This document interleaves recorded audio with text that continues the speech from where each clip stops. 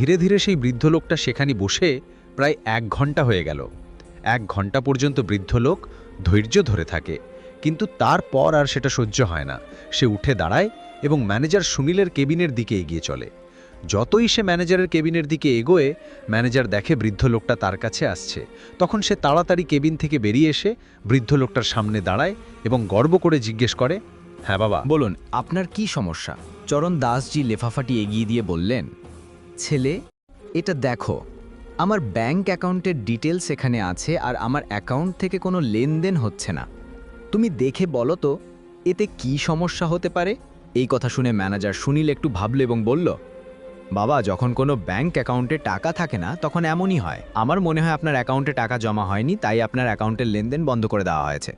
এরপর বৃদ্ধ লোকটা খুবই বিনম্রভাবে বলে, বেটা, আগে তুমি একবার অ্যাকাউন্টটা চেক করে নাও, তারপরই আমাকে কিছু বলবে তো ভালো হবে। এভাবে তুমি কেমন করে বলতে পারো? তখন ম্যানেজার সুনীল হাসতে হাসতে বলে, বাবা, এটা বছরের পর বছর ধরে পাওয়া অভিজ্ঞতা। আমি অনেক বছর ধরে এই কাজ করেছি।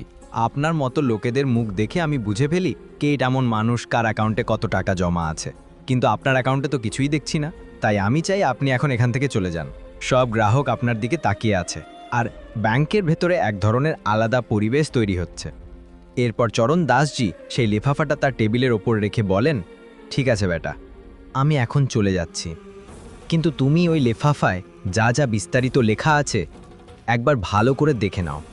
এসব বলে চরণ দাসজি সেখান থেকে যাওয়ার জন্য এগোতে থাকেন, আর গেটের কাছে পৌঁছানোর সঙ্গে সঙ্গেই হঠাৎ ফিরে তাকিয়ে বলেন, বেটা, তোমাকে এইসব করার জন্য অনেক খারাপ ফল ভোগ করতে হবে।